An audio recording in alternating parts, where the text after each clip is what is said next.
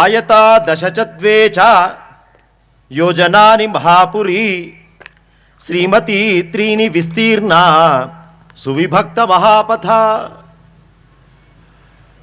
కుశలవులు రామకథ గానం చేస్తూ ఉన్నారు. అయోధ్య కేంద్రంలో రామచంద్రమూర్తి వారి చేత నిర్వహింపబడుతూ ఉన్నటువంటి అశ్వమేధ యాగ విరామ సందర్భంలో, యజ్ఞం చేసేటువంటి సందర్భంలో నటులను, నర్తకులను, గాయకులను కూడా పిలిచారు. వాళ్ళతోటి ఏం పనండి అన్నారు. అంటే భగవత్ సంబంధమైనటువంటి కీర్తనలు, యజ్ఞం 24 గంటలు నిర్విరామంగా కొనసాగదు. మధ్యలో యజ్ఞ భాగానికి కొంత విశ్రాంతి ఉన్నది. ఆ విశ్రాంతి సమయం ఖాళీగా ఉంచకుండా అనేక మంది గాయకులతో భగవత్ కథా గానాన్ని వినిపించేవారు. అట్లా కుశలవులు కూడా చక్కగా రామచంద్రమూర్తి వారి సమక్షంలో రామకథా గానాన్ని వినిపిస్తూ ఉన్నారు. సూర్యవంశం వైవస్వత మనువు గారితో ప్రారంభమై దశరథుని దాకా అద్భుతంగా అఖండంగా కొనసాగుతూ వస్తూ ఉన్నది. అయోధ్య పట్టణాన్ని కేంద్రంగా చేసుకుని చతుస్సముద్రిత ముద్రిత ధరావలయాన్ని ఏకఛత్రాధిపత్యంగా పరిపాలిస్తున్నటువంటి చక్రవర్తి సార్వభౌముడు దశరథుడు. అతిరథుడు, ధర్మనిరతుడు దశరథుడు. అతిరథుడు అంటే ఒకేమారు 10,000 మంది యోధులతో యుద్ధం చేసే సామర్థ్యం కలిగిన వాణ్ణి అతిరథుడు అంటారు. దానికి కొంచెం డిగ్రీ ఎక్కువ ఉంటే మహారథుడు. రథ, అతిరథ, మహారథ. దశరథుడు అతిరథుడు అన్నారు. ఆయన పేరే దశరథ. 10 దిక్కులకు ఎడతెరిపి లేకుండా స్వేచ్ఛగా రథ గమనము చేత 10,000 మంది యోధుల్ని ఏకకాలంలో ఎదుర్కొనే సామర్థ్యం కలిగినవాడు. సామాన్యుడు కాదు దశరథుడు పరాక్రమములు. ఇంకా బాగా చెప్పాలంటే శనేశ్వరుడి మీదికి కూడా అంత సామర్థ్యం కలిగినవాడు దశరథుడు. ఆయనకి 3 భార్యలు, వివాహం చేసుకున్నారు. సంతానం కోసం పరితపిస్తూ ఉన్నారు దశరథ చక్రవర్తి. ఆయన మంత్రిమండలిలో 8 మంది రాజ్య పరిపాలనా విభాగం చూసుకునేవారు, 8 మంది సలహాదారులు పెట్టుకున్నారు. దశరథుని యొక్క రాజ్యం ఎట్లా ఉన్నది ప్రభుత్వం అంటే వర్ణించారు. అయోధ్య వర్ణన జరిగింది. ఎట్లా ఉన్నదయ్యా దశరథ మహారాజు గారి యొక్క పరిపాలనలో అయోధ్య అంటే, అద్భుతమైన అఖండమైనటువంటి మేడలున్నాయి. పన్నులు కట్టేవారు చక్కగా సకాలంలో పన్నులు కడుతూ ఉన్నారు.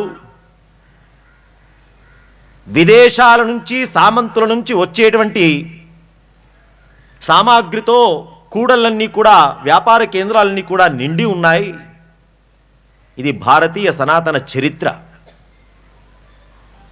అంతేకాదు చక్కగా విభక్తమైనటువంటి రహదారులు, అంటే 30 ఫీట్లు వదిలిపెట్టాలా, 40 ఫీట్లు వదిలిపెట్టాలా, ఒక చక్కనైనటువంటి టౌన్ ప్లానింగ్.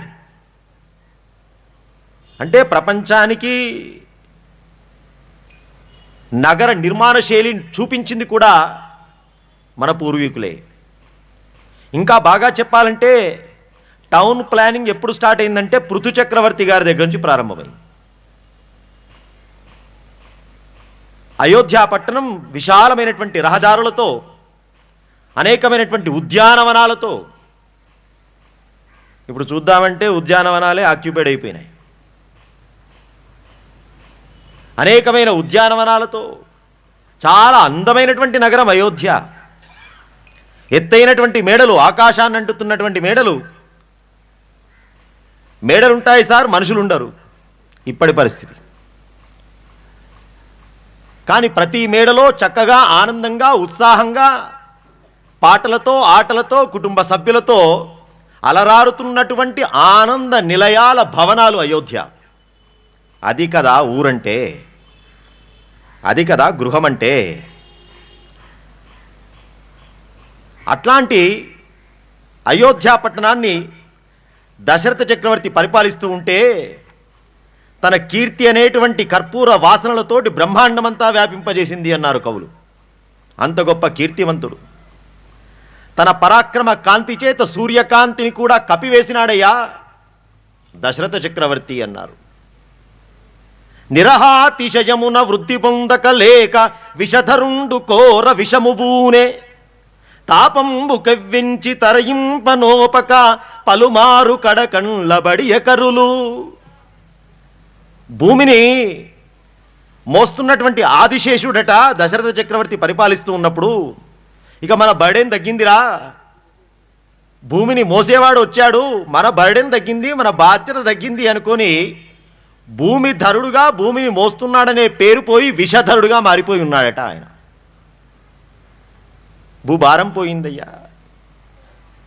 అంతేకాదు అష్టదిగ్గజాలు భూమిని మోస్తాయని చెప్పి కదా చరిత్ర. కానీ దశరథ చక్రవర్తి పరిపాలిస్తున్న సమయంలో ఆ అష్టదిగ్గజాలు ఇక మన భారం తగ్గిందిరా, మొత్తం దశరథుడే చూసుకుంటున్నాడు అని చెప్పి కొవ్వు బాగా పెరిగిపోయి ఉన్నాయట. ఎక్సర్సైజ్ ఉండాలి కదా, నీ పని ఉంటాయి కదా. మొల్లగారి యొక్క రచన అది. అంత అద్భుతంగా అఖండంగా ధర్మబద్ధంగా రాజ్య పరిపాలన చేస్తున్నారు దశరథ చక్రవర్తి. 8 మంది మంత్రిమండలి, రాజ్యాంగం, దాంట్లో దృష్టి, జయంత, విజయ, సురాష్ట్ర, రాష్ట్రవర్ధన, అశోక, ధర్మపాల, సుమంత్ర 8 మంది మంత్రి గణమిది. దీంట్లో ప్రధానమంత్రి ఆప్తుడు, కుటుంబ వ్యవహారాలలో కూడా ప్రమేయంగా పాత్రగా వెళ్ళేవాడు, అంతఃపుర రాణులతో కూడా అంత ఆప్తుడుగా ఉన్నటువంటి విశ్వసనీయమైనటువంటి వ్యక్తి. ఇప్పటి భాషలో చెప్పాలంటే పర్సనల్ అసిస్టెంట్ సుమంత్రుడు.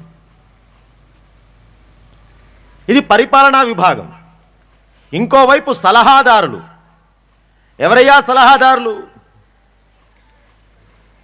మన దగ్గర సలహాదారులు పెట్టుకుంటాం, ఎవరిని? మన వాళ్ళనే పెట్టుకుంటాం. మన బామ్మర్దా, మన అన్ననా, మన కుటుంబం. అక్కడ పోయినా మన కుటుంబమే కనబడాలి. ఇక్కడ సలహాదారులు ఎవరన్నారు? 8 మంది మహర్షులు సలహాదారులు. అది ఒకవైపు ధర్మం, ఒకవైపు దేశ భద్రత, ధర్మరక్షణ, దేశ రక్షణ.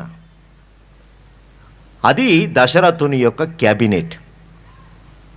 అట్లా ఉన్నప్పుడు సుస్థిరమైనటువంటి ప్రభుత్వం ఉంటుంది, ప్రజలకి ఒక చక్కనైనటువంటి పరిపాలన అందించే దక్షత ఉంటుంది.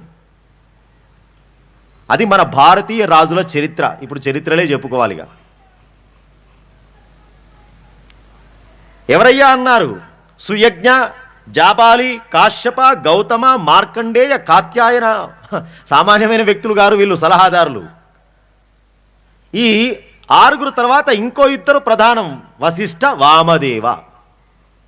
వీళ్ళిద్దరు ప్రధానం పౌరోహిత్యానికి కానీ యజ్ఞయాగాది కర్మ అనుష్ఠానానికి కానీ. ఇది దశరథుని యొక్క పరిపాలనా విధానం. నవ్వుచుగాని పల్కరు మనంబుల ఈసును పెంపరెంత దౌదవ్యుల వార్తయుంసు విదితంబగు మీయడా. ఎట్లాంటి పురోహితులయ్యా అన్నారు?